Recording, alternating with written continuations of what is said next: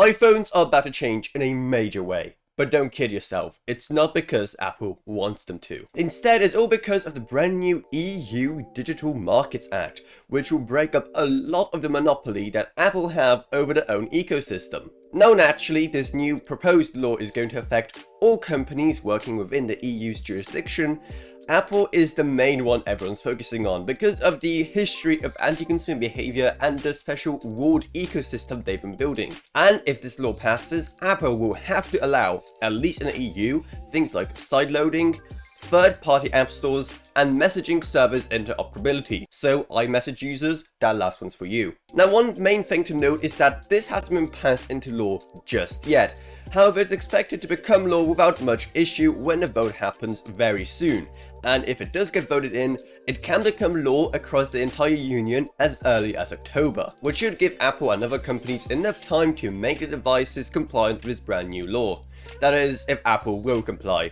We know they have a history of lobbying and other deceitful tactics to try and get their way. But seeing how they'll be forced to do it, or forced out of a major market, we might finally be able to see Apple take that so deserved L. Now there's three ways Apple could approach this. Number one is the mature way, which is basically to apply all these rules across all Apple devices across the entire globe.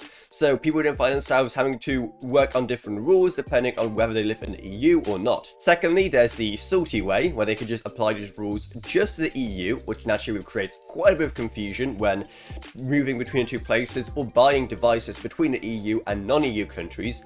And the third way, the crybaby way, just simply exit the entire EU market just because of this brand new law. Yeah, are Apple so stuck up themselves to actually do that? It's an interesting question, because naturally so far they have been really against this idea. Tim Cook himself saying that this will compromise the security of iPhones, which I guess just shows exactly how highly Apple thinks of the average iPhone user, that just because sideloading and third-party app stores are a thing, that the iPhones are going to get infected within minutes. But at the same time, the EU market is just so massive that I don't believe that Apple will be able to risk leaving it. Even though within the union, Samsung and Chinese phones hold a majority of the market share, there's still a major market they will be exiting. And seeing how more countries than ever now want to join the EU, that could mean even more customers that Apple will be losing out on. Seeing how now countries like Ukraine, Georgia and Scotland all also want to join. And that's even without mentioning the fact that other major European powers that aren't within the EU, like say Britain, Norway or Russia, could also apply the same rules just to keep things simple across the continent. Well, okay, that Russia example is a bit iffy. It mainly depends who will be running those burning ruins by the time this law goes into practice. And honestly, I cannot believe how many Apple Sims have been against this EU law.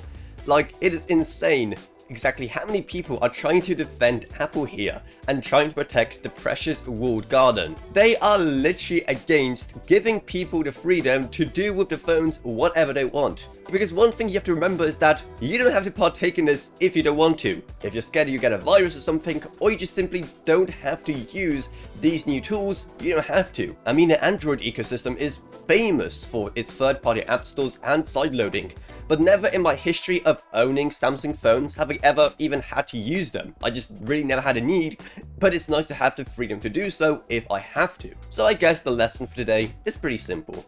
Don't be a bootlicker for a massive corporation. Just don't embarrass yourself online like that. But if you want to be a bootlicker for my channel, masterful segue, then the best way to do that is to check out our Patreon down in the video description below. Because even just $1 a month truly goes a long way, while you get some awesome perks to go along with it. And I'd also love to thank my existing patrons Gavin Burns, Ryan OKB, Max Sumner, Shane Allcroft, Lansby, Common Gauge Clothing and Jesse Hellman.